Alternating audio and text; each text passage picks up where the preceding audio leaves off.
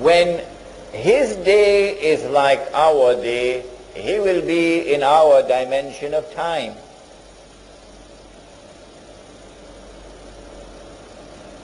But prior to that, he would not be in our dimension of time, because his day would not be like our day. When he is in our dimension of time, at that time it will be possible for us to see him. At that time he will appear as a human being. A human being. Not a system, not a civilization, a human being. And he would be a Jew. And he would be a young man, powerfully built, with curly hair. At that time, when he appears in the world, in our dimension of time, the Prophet said, alayhi salatu wasalam, he will come from the east. He pointed his finger 20 times to the east. Dajjal will come from the east. But what about prior to that, when he will not be in our dimension of time? Where will he be, for example, when his day is like a year? Where will he be? Do we have any answer to that? He's going to be on earth, but we won't be able to see him. The angels, are they here in this room? Yes. How many? Each one of you have 2 angels on your forehead, on your shoulders. So there are many angels right here in this room. They are on earth. Are they in our dimension of time? No. No, no, no. So they don't perform salat according to our timetable. Huh? Fajr for them is not Fajr for us. If we were to go into that day in which they live, and we have to perform salat, can we perform salat according to this timetable? No, we don't have to calculate to do it. Can an angel come into our world? Can an angel come into our dimension of time so we can see the angel? Huh? Huh? Yes. Which one? Yes, Jibreel alayhi salam came as a human being, right in the masjid. Are there jinn in this masjid now? Oh yes, they are. They are on earth. Can we see them? Are they in our dimension of time? No, they're not. But can they enter into our dimension of time? Yes. Mr. Shaitan himself, Iblis, he came as a human being, as an old man, remember, with a walking stick. So Dajjal will enter into our dimension of time one day. We see him.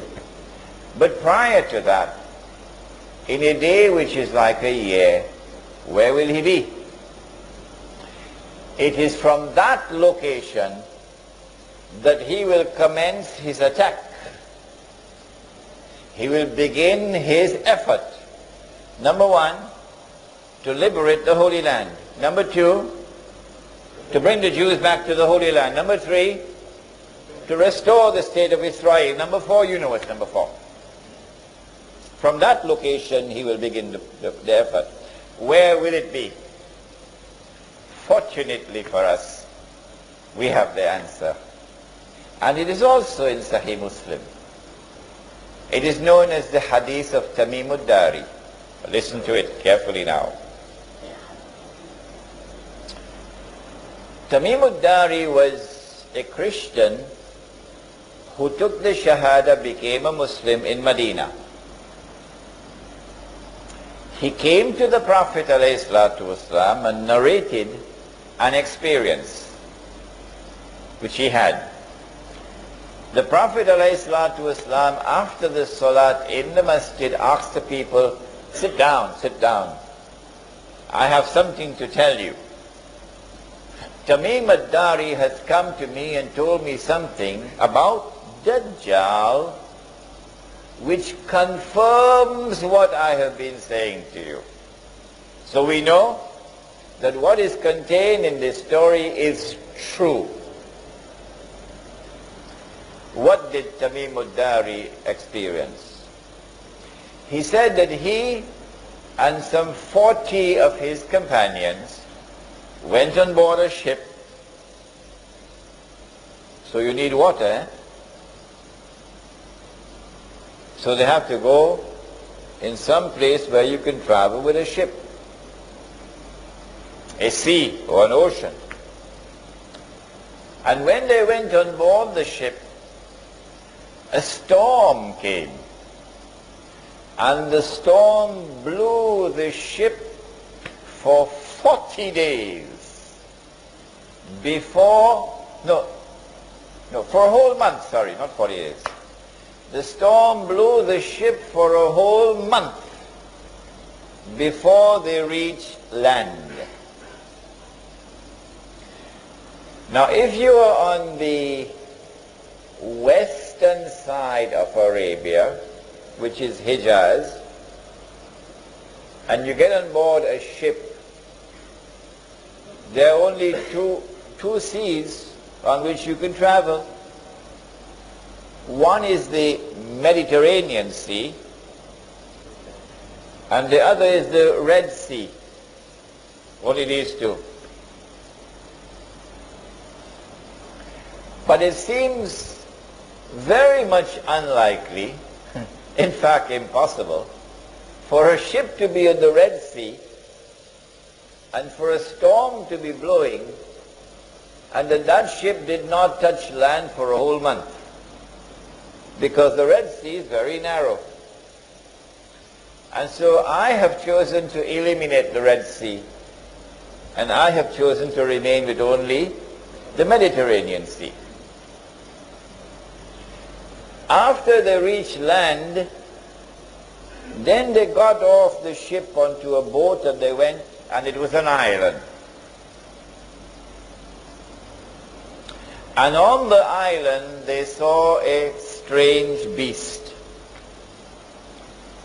It was very hairy, so much hair, that you could hardly distinguish the head from the tail. So this beast is concealing its identity. And the beast spoke and said that I am, what? Huh? I am? Are you guessing now?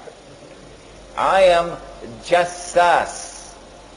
Jassas means a spy. A spy.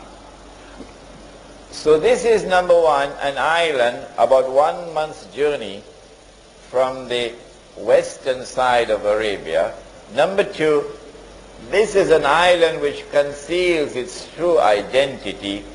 Number three, this is an island of those who have PhDs in spying, in espionage, in intelligence work. Jassas then said to them, there is someone waiting to see you over there at the monastery, Christian monastery.